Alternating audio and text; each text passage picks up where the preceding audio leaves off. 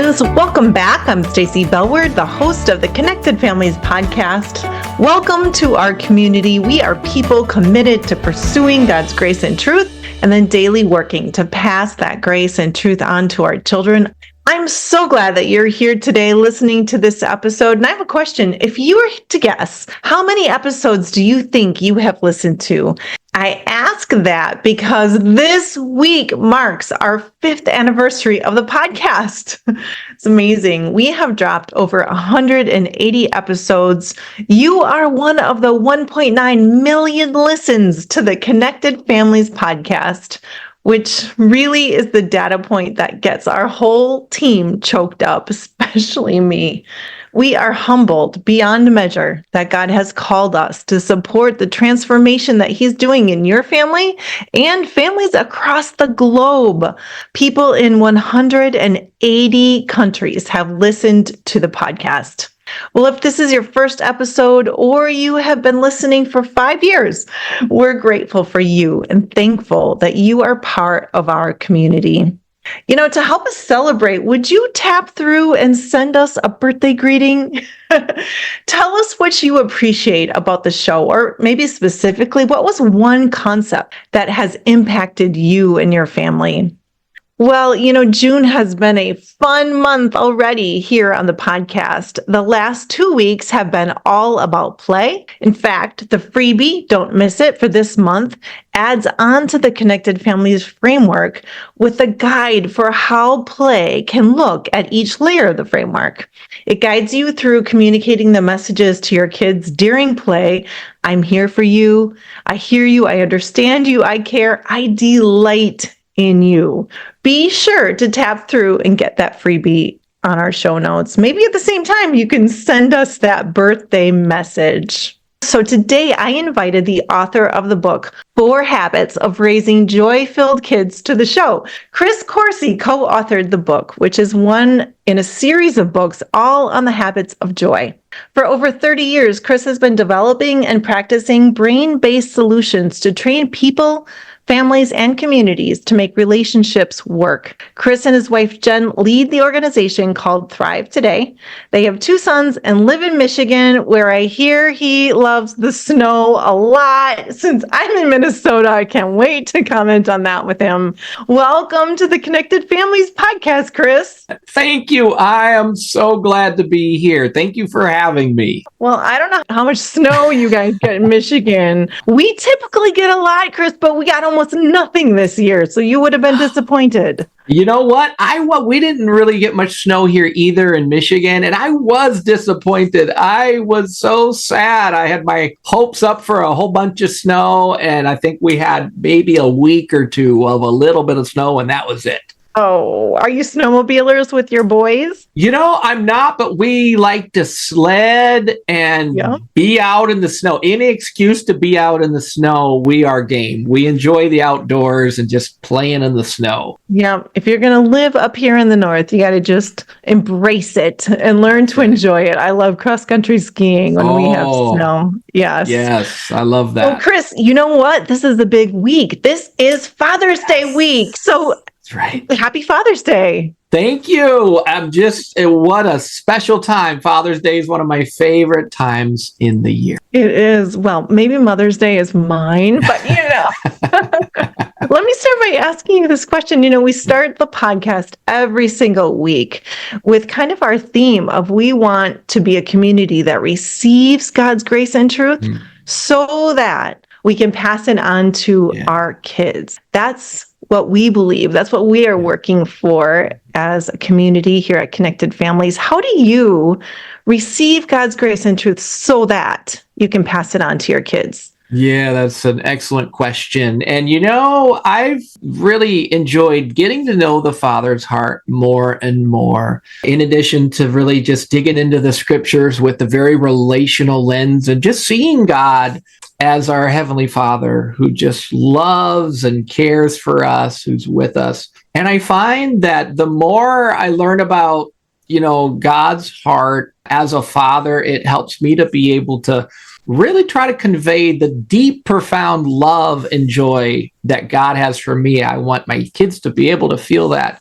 from me. And so just spending a lot of time thinking about the father's heart, but also just growing and even healing in some of my own father wounds, and just being able to pass on even more joy and good stuff to my kids. It's just been really life-changing to be able to do that. It's really beautiful. Well, yeah, I just want to start off our podcast by saying, hey, dads, you are important. Your presence matters. Your voice matters. God has equipped you to parent the children he gave you, and he will give you what you need in every single moment, as I'm sure you've experienced, Chris. I've experienced that as a mom.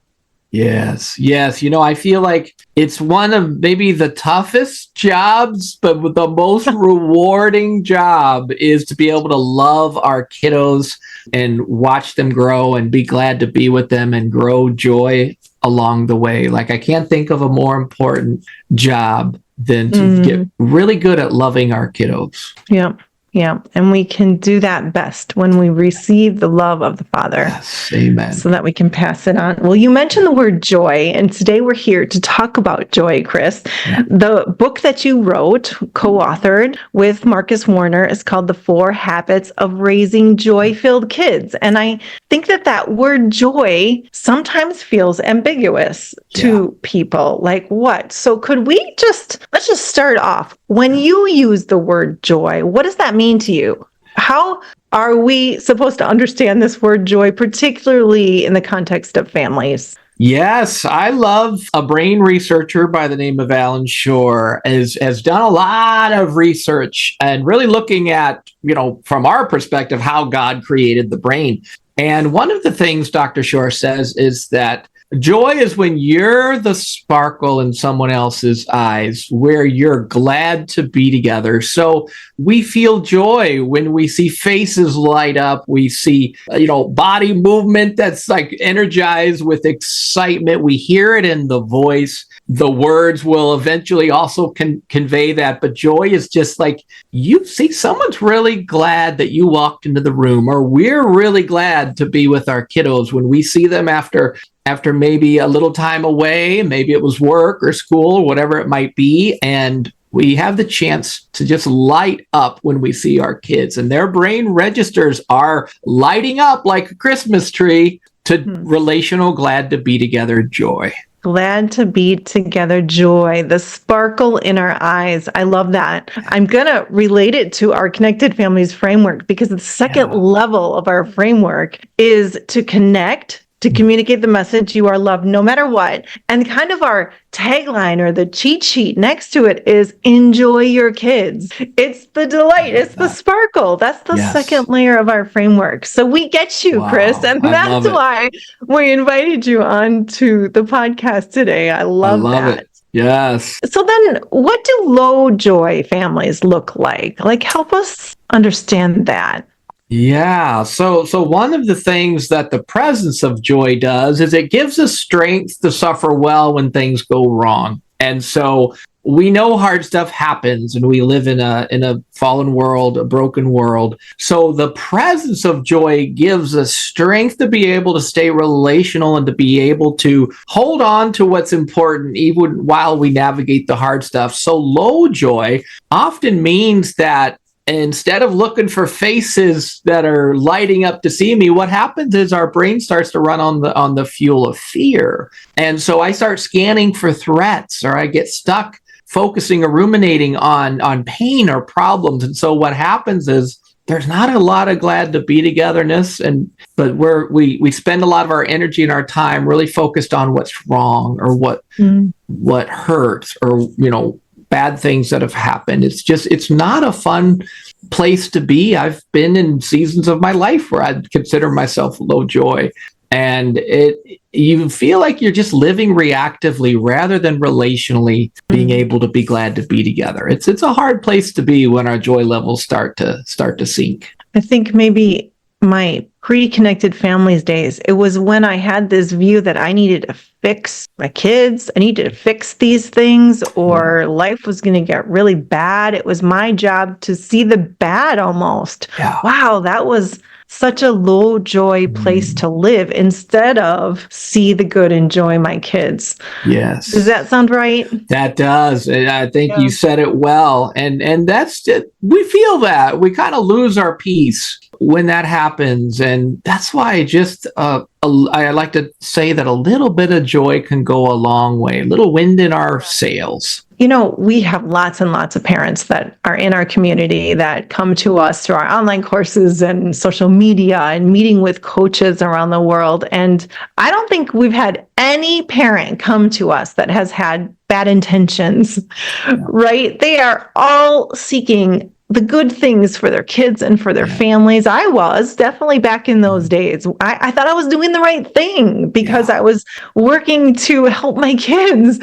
Yeah, good intentions, but they were landing pretty wrong. So what I'm wondering is, parenting is a struggle. It is hard. There are obstacles. What are some of those struggles that make parenting so difficult? Yeah, I often will say to my wife as we talk about parenting parenting really is one of the hardest things to do, I think, in the whole wide world, because there's so much on the line and we want to do it well, right? Because we love our kiddos so very much. And, I think part of what makes parenting hard is inevitably the areas where I've had some absences in my own growth and maturity, or I've had some malformed growth in some ways. You know what? Those are going to be able to come forward, and I'm going to have to face some of what I didn't get when I was growing up, or maybe some unhelpful,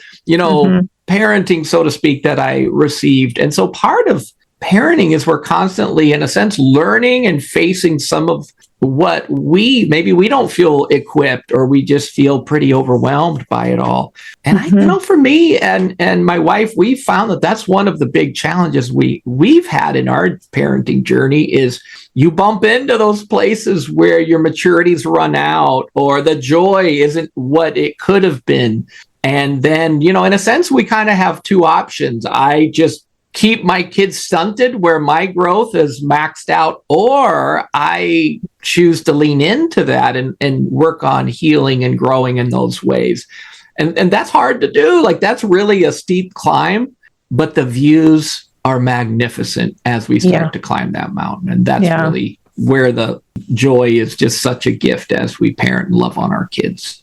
The phrase that you said in there, I have two choices: to stunt my kids at my maturity level, or to look inward and to look at some of those areas. And we encourage families every podcast, every day, all of the time. It's one of our uniques, and that is for parents to look inward first. And that's our first layer of the framework. It's, what does it mean to be safe? It's working on our own foundational level, which is the biggest geographical portion. It's got the biggest section of our framework, because we're going to be there for pretty much our whole lives, aren't we, Chris? We don't run out of that. That's right. Never run out of that. We don't. We'll always be looking inward. Yeah, that's right. You also mentioned the word maturity. And so the tagline of your book is a simple model for developing your child's maturity. And that's kind of concept for me, actually. So what is the connection between joy and maturity? Maybe you even need to define maturity for us a bit. Yeah. So if you think about Adam and Eve in the garden, God gave them an important job, which was to tend the garden. Like, he provided the garden, he gave them what they needed, but they had to do a little bit of tending. And sometimes, we tend our gardens and there might be some weeds, or we need a little more water in certain places. So in a sense, maturity is kind of tending our own gardens in terms of our own development and growth. And so maturity is when, even though my body keeps growing, it doesn't mean emotionally I'm keeping up with my body. So I can be in a 49-year-old body, but I can still be caught or stuck at infant level maturity. And so there's certain ingredients that, ideally I learn at different times in my life. And when things go wrong, or maybe our families didn't have some of what we needed, the body keeps growing, but I might not be keeping up with it. And so the good news is we all can grow. We all can continue to tend our garden and develop more maturity. And that's really where joy comes in. Joy creates the context for good things to grow in the garden. Joy is that rich, nutrient-rich soil where we can continue to grow. And if maturity stalls, it's often stalled because of pain or just the absence of, of a necessary ingredient that I needed. So maybe I didn't get the joy that I needed at certain seasons, or maybe I learned fear because of some unhelpful experiences, whatever it might be. The good news is we can keep growing. And the blessing of parenting is we find lots of opportunities to find some areas or some pockets where we need to grow. And it doesn't feel good in those moments, but the gift I think that God gives us is that we recognize where we have rocks in our shoes so that we can get the rocks out of our shoes as a parent. And that just, in a sense, allows us to grow, but it also gives us more life to be able to give our children, because whatever I have or what I've received, I'm able to pass on to my kiddos. And that's a gift. I wonder if we could just get practical for a little bit. Like, I need an actual picture of what that looks like. Like, could you name a rock in my shoe? Yes. What does that look like? And then how does joy, the presence of joy, lead to deeper maturity with that issue? There's two common reasons why my maturity stalls. One would be bad things happen that aren't supposed to happen. And so that might be I encounter a bully at school, and my class is no longer a source of joy. And I dread going to school. And if my brain's not looking for joy, then I'm probably scanning for threats. So sometimes bad things happen that just aren't meant to happen. Or we have painful absences. So maybe my family just didn't know how to show affection, or they didn't hug, or they didn't say that they love me. So in a sense, those are some of the common reasons that my maturity starts to stall out. And so what I like to tell people is we know our maturity is often stunted in the areas where fear runs the show. And so as a parent, I can remember being super overprotective of my kids. And I had a lot of great friends growing up, but there was a lot of, violence in the school that I went to when I was younger. And so I learned to scan for threats. That's what I learned to do. And I remember this being very fearful and overprotective of my kids, and just feeling that tension, like, wow, I've got some fear here. I'm really afraid of something bad happening to my kids. And a lot of that was just from my own experience. So we could say some of my maturity was kind of stunted in some of these places where fear was kind of running the show. And so recognizing, okay, what's going on? Why don't I have joy over here? I'm actually worrying, and I'm more fearful than I want to be. What story is that telling? And how can the Lord maybe bring some healing in those places so that I'm not passing on that fear to my sons, and instead we start growing some of the good stuff. So we mature when we deal with the blockages, maybe that's stunted our growth, or we address some of the fear that might be robbing us from growing the joy that we want to have. And that's really life-changing. Like, if I hadn't gotten some of those rocks out of my shoe, I would have stunted their growth in some of those places and created a fear bond instead of what we'd call a joy bond.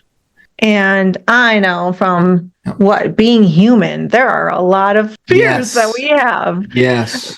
Which is why I said that we'll be in that foundational level until the day we die, probably, because we're just continually working through living on this earth, like living in a fallen state, and just so grateful that we have a good Father who comes alongside of us and can just come and be with us right in the midst of those fears and speak to us in them, and then rewire our brains so that we are not operating out of those fears, but we are learning the joy pathways.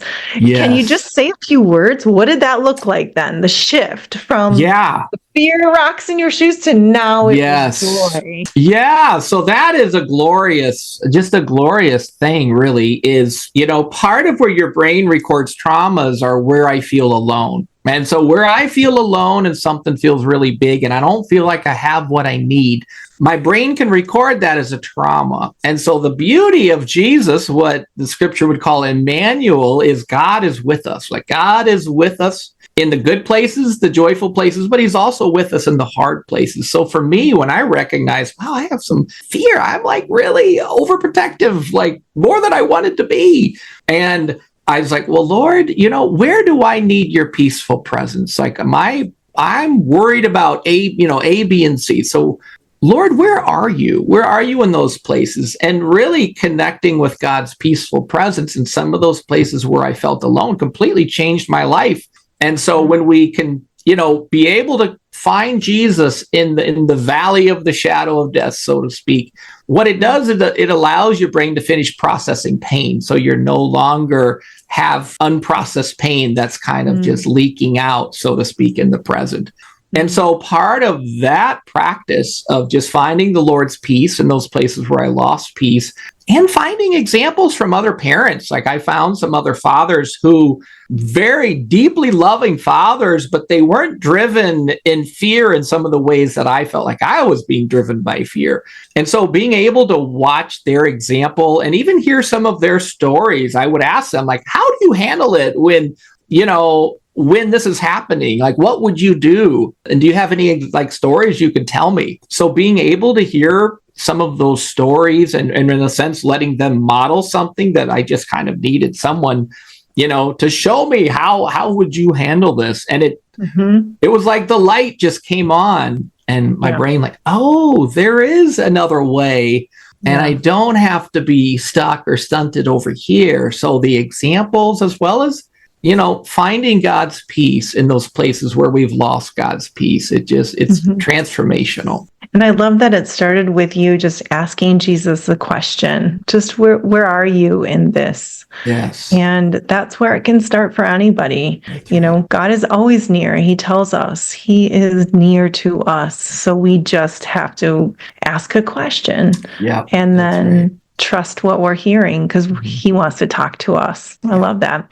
Well, your book is The 4 Habits of Raising Joy-Filled Kids. There's no way we're going to have time to go through all 4, but I thought maybe we could go through the first one, which is attuning. And it's really so similar to some of the things that we teach. But I want to hear you say it in your words. So talk about attunement and as the first habit to build. All right. Well, this is a fun one. One of the toughest conditions for people to be able to handle what they feel and even process some of the pain that we feel is when we feel alone, as we were just talking about. So attunement is basically being able to connect with our kids and be able to share some of what they're feeling to show them how to get back to joy and peace. And so attunement would be, in a sense, what scripture would call weeping with those who weep, or we rejoice with those who rejoice. And so when I see maybe my son's had a really hard day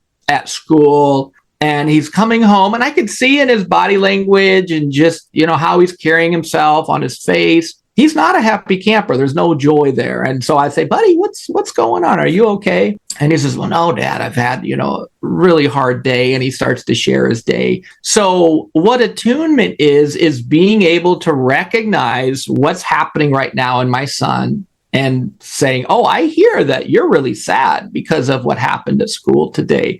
So in a sense, I'm sharing some of what he's feeling and I'm validating him, saying, well, this looks really hard. Like, I can see why this would bother you because you're a very caring young man. And of course, that would bother you when that happened. So we share what they're feeling, we recognize it, but we also can validate, which is saying what we see and hear, which helps our children to feel seen, heard, and understood. Like, oh, you get me. You're getting me right now. So we validate. That's the first step. And then we just offer comfort. Comfort is what would be helpful right now? Like, what do you need? This is really taking a lot of your joy today. What do you need right now? You want to go sit on the couch and talk some more? Would you like to go for a walk? You want to go shoot some baskets? Like, what do you need right now? What would be helpful?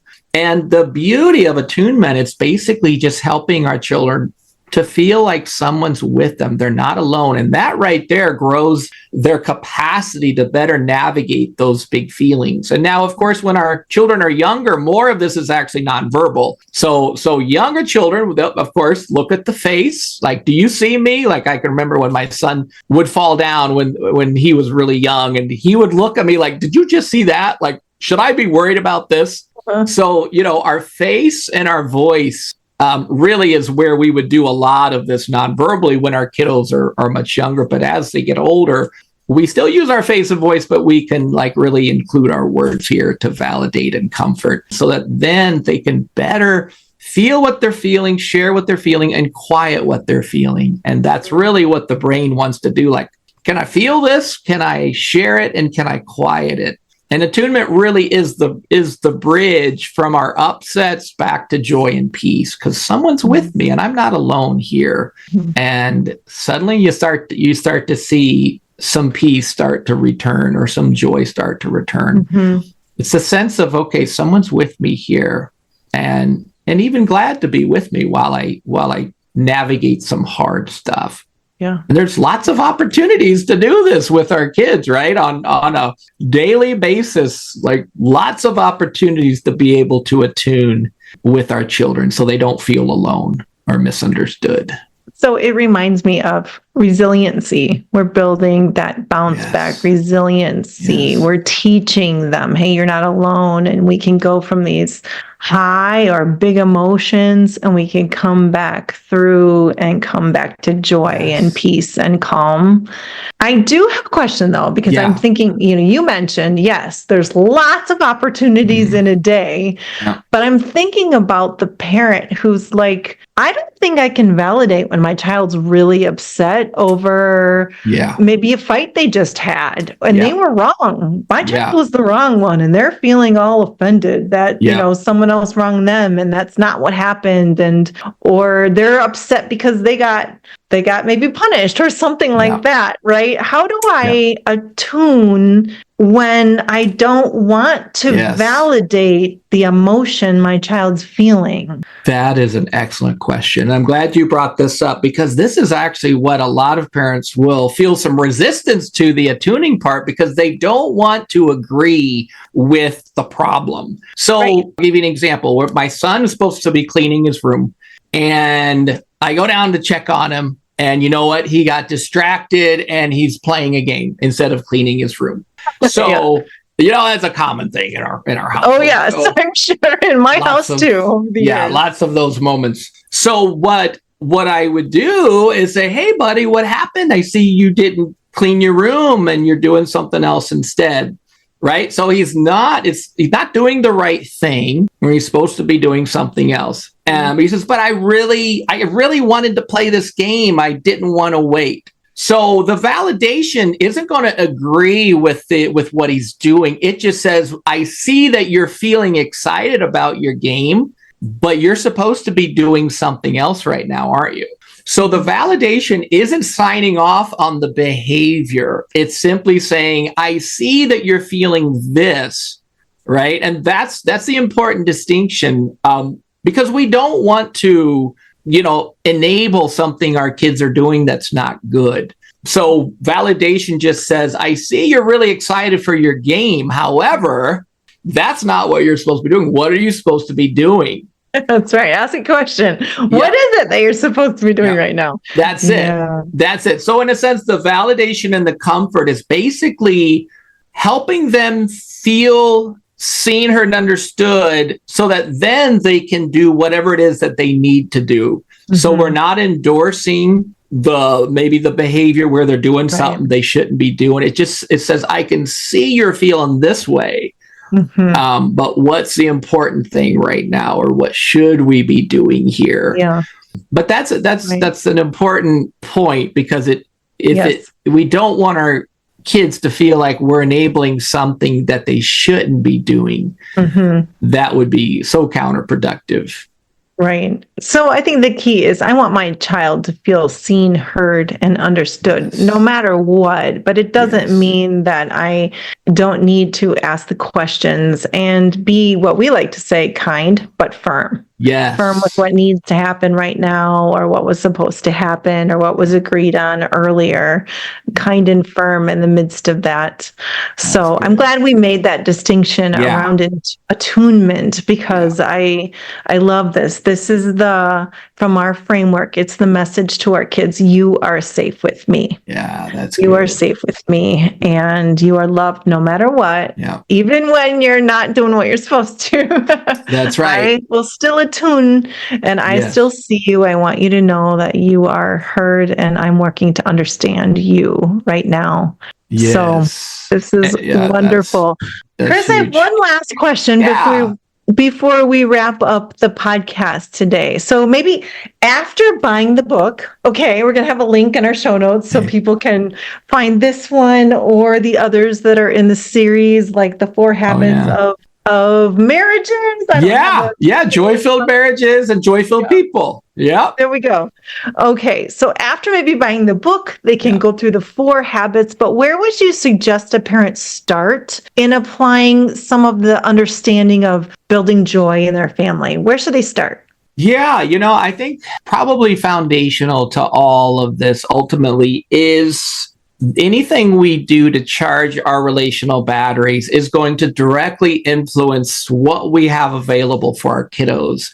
So, in these books, there's practices, there's exercises people can do. Those are all opportunities to actually okay, what can I do to try to build some joy here? So for parents, finding other parents that you can connect with, finding ways to grow your joy. Sometimes we grow our joy because we're not resting enough. And so if I'm feeling crispy and I'm not feeling a whole lot of joy right now, it could be because I'm not quieting or resting enough. And so sometimes, there's just practical things if we're able to do to try to make those changes, because basically whatever we do to grow our joy, our children are beneficiaries of that. It's only going to be good, not only for me, it's going to be good for my family. It's a win. So I always encourage parents, what's robbing your joy and what can be done to, increase or improve your joy. Maybe it's a small group, getting connected at church, just finding ways to grow your joy. And then, hopefully the practicing some of those exercises are really where we start creating those habits. If some of this might not feel natural or normal to what we're used to doing, we do the exercises like we're going to the gym and we start, working out some of these muscles. So the practices and just finding opportunities to grow your joy, whether it's more rest or connecting with other people or whatever that might be. Caring for yourself so you can, be more available for your family. It's good. Caring for yourself so that you can be more available for your family. Thanks, Chris. Wow.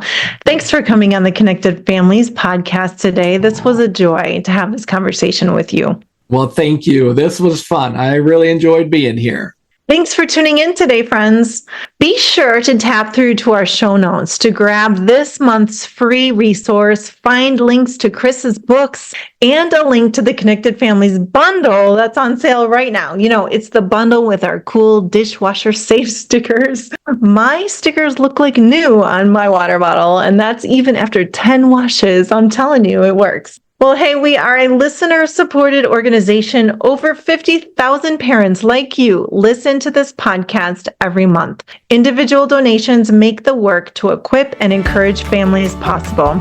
For more information about Connected Families, follow us on Instagram or Facebook or Pinterest, or go to connectedfamilies.org. I will see you next time.